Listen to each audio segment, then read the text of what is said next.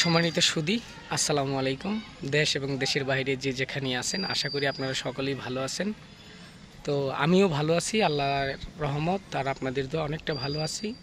তো আজকে এমন একজন মানুষ আপনাদের সম্মুখে নিয়ে আসছি, আমার খুব ক্লোজ একজন বন্ধু। আজকে থেকে প্রায় 10 বছর আগে আমরা একই সময় একই সাথে একই জায়গায় বসে অনেক সময় আড্ডা দিতাম, আমাদের অনেক স্মৃতি জড়ানো আছে। তখন আমি এতটা পপুলার ছিলাম না বা আপনাদের এতটা ভালোবাসা পাইনি। ওই সময়ের যে বন্ধু, মানে এক সময়ের যে আমার পোশাক ডিজাইন করতো, সেই ডিজাইন মাস্টার। ওনাদের বাড়িটা হচ্ছে আমার এখান থেকে প্রায় 8 কিলো দূরে। তো উনি বর্তমানে ঢাকায় একটা কর্মস্থানে আছে। তো ঢাকায় কি করা হচ্ছে? ঢাকায় আমি এক ছোটোখাটো কোম্পানিতে জব করছি আর কি। আচ্ছা, উনি একটা জব করতেছে। তো আমার বন্ধুর নাম হচ্ছে কামাল। আমাদের অনেক স্মৃতি আছে যেগুলো বলা যাবে না, ঠিক না?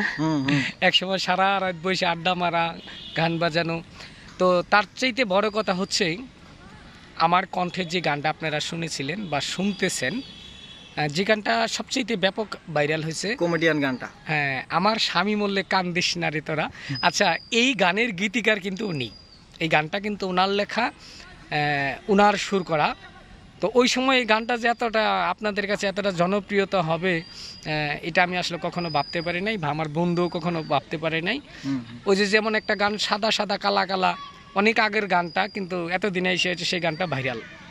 আমারও আমার স্বামী মরলে কান্দিস না রে তোরা, দুজনে বসে এটার মানে শুরু করা শেষ করা আমরা দুজনেই।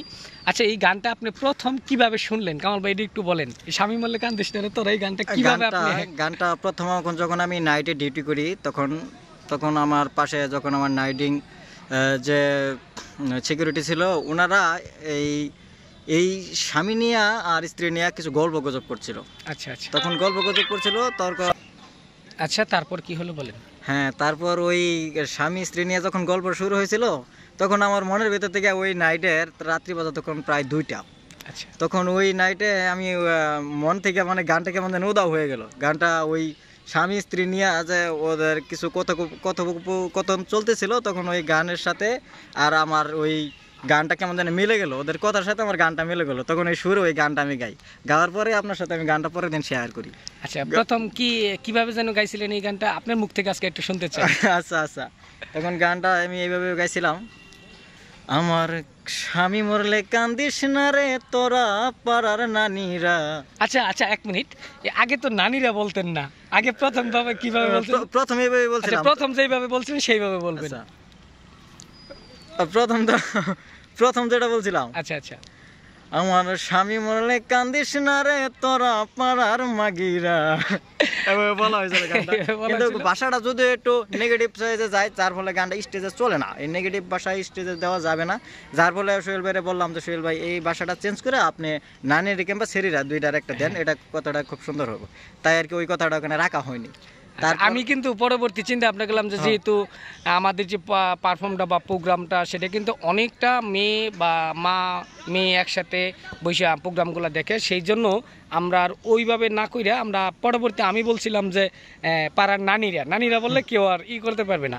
তো যাক, এই গানটা আমি ওনার কাছ থেকে পুরাটাই শুনতে চাইতেছি, আজকে আপনাদের শোনাবো, যিনি এই গানের গীতিকার। ধন্যবাদ। নানীরা দিয়ে বলবেন। হ্যাঁ, আমার স্বামী মরলে কান্দিস না রে তোরা পাড়ার নানীরা। বাহ, স্বামী মরলে কান্দিস না রে তোরা, আমার স্বামী মরলে কান্দিস না রে তোরা পাড়ার নানীরা, স্বামী মরলে কান্দিস না রে তোরা। ওরে যখন আমার স্বামী ছিল ঘরে কত দুঃখ রে ছিল, পাড়ায় পাড়ায় বানছি কত বারা, পাড়ার নানীরা পাড়ায় পাড়ায় বানছি কত বারা। ওরে এখন আমার স্বামী নাই, সুখ থুইবার জায়গা নাই, এখন আমার স্বামী নাই, সুখ থুইবার জায়গা নাই। ওরে কত মানুষ রইয়া গেছে পাশেতে খারা, স্বামী মরলে কান্দিস না রে তোরা। যাক, ধন্যবাদ এই গানটা কামাল ভাইকে, ধন্যবাদ। আসলে এই গানটা অনেক আগে, আসলে অনেকদিন আগের কথাটা এই গানটার। আচ্ছা, যাক, কামাল ভাইয়ের এই সুন্দর একটা, আসলেও অনেক আগের গানটা এখন বর্তমানে অনেক ভাইরাল, প্রায় 10 বছর আগের গান। তো আমি আমার বন্ধুর জন্য, কামাল ভাইয়ের জন্য আপনাদের কাছে দোয়া চাই।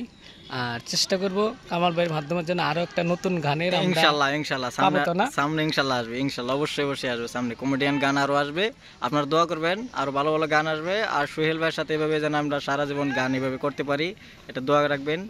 দেশবাসীর কাছে এটাই আমার অনুরোধ। সোহেল ভাই অনেক ভালো মনের একজন মানুষ, অনেক ভালো মনের মানুষ। সোহেল ভাইয়ের সাথে আজ থেকে 10-12 বছর হয়ে গেল একসাথে চলাফেরা। কোনোদিন সোহেল ভাইয়ের সাথে যে এত ভালোভাবে চলতে পারবো এটাও কোনোদিন ভাবি নাই। যেদিন প্রথম ওনার সাথে আমার দেখা, ওই দিনের কথাটা আমার বেশি মনে পড়ে। ওই দিন থেকে যে এত আপন হয়েছি আমরা, এটা বলার বাইরে। আর কি আর বলবো, সোহেল ভাই এত ভালো মনের একজন মানুষ, সবাইকে এত ভালোবাসে সোহেল ভাই।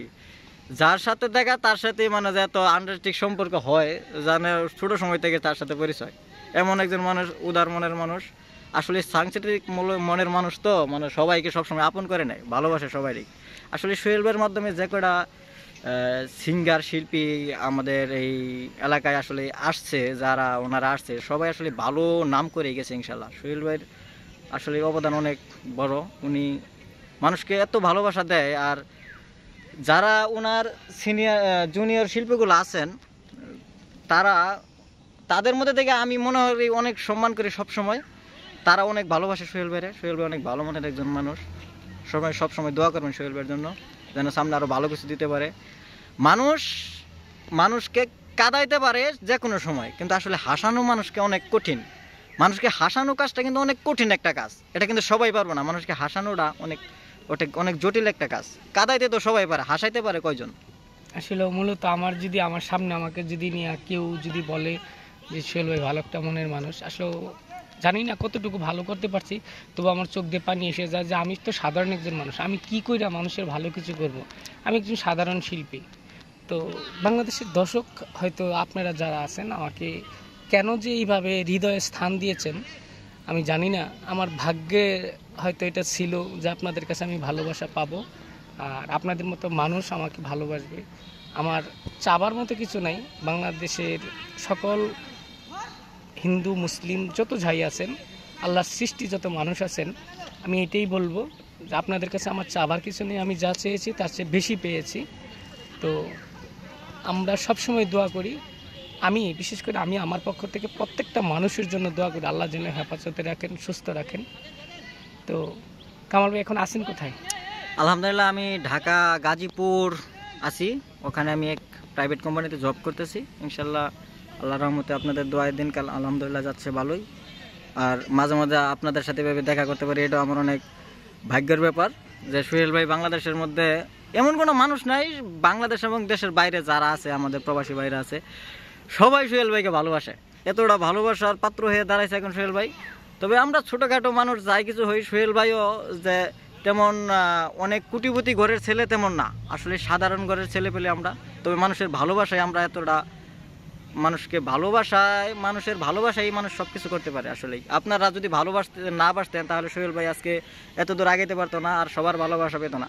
আমি ঢাকা শহরে যে কোনো প্রান্তে যাই না কেন, আমার সবার আগে জিগায় টাঙ্গাইলের কোন জায়গায় বাড়ি, টাঙ্গাইলের সৈকতের নাম যদি শুনতে পারি, তখনই সাথে সাথে সোহেল ভাইয়ের নামটা সবাই জিগায় যে সোহেল ভাইকে চেনেন কিনা। সেই জন্টু এত ভালোবাসা পেয়েছে, আপনাদের ভালোবাসার জন্টু।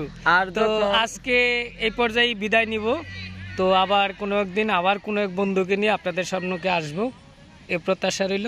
সকলের কাছে ভালো থাকবেন, সুস্থ থাকবেন, বিদায় নিন। আল্লাহ হাফেজ। সবাই ভালো থাকবেন, দোয়া করবেন আমাদের জন্য।